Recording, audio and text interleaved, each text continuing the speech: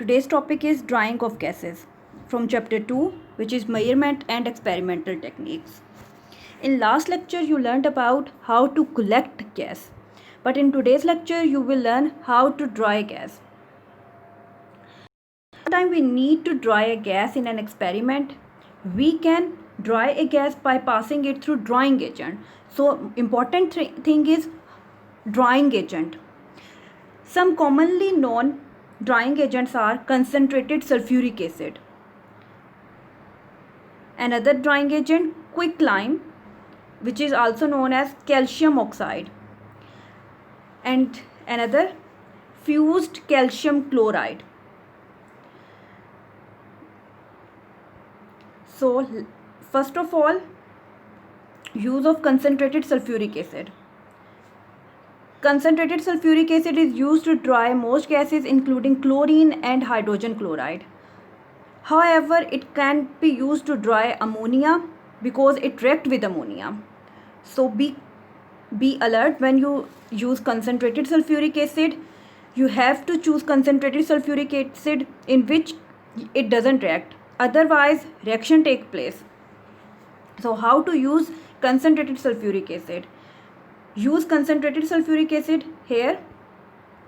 Pour concentrated sulfuric acid in this Wolf flask. Moist hydrogen chloride gas will be entered from this delivery tube, and by adding gas, what happened that concentrated sulfuric acid will absorb moisture or water, and now what happened that remaining sulfuric dry hydrogen chloride gas will escape out from this delivery tube. So this is the diagram.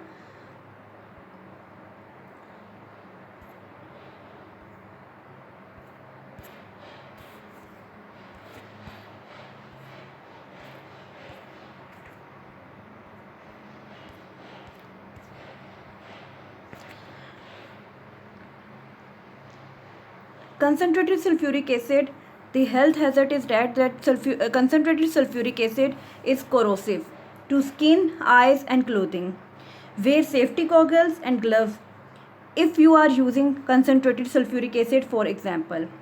It is best to conduct these experiments in fume cupboard. So here, this is the fume cupboard. There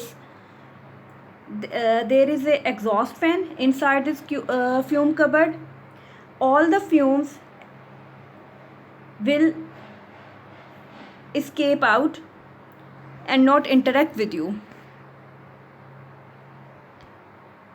This is the last one.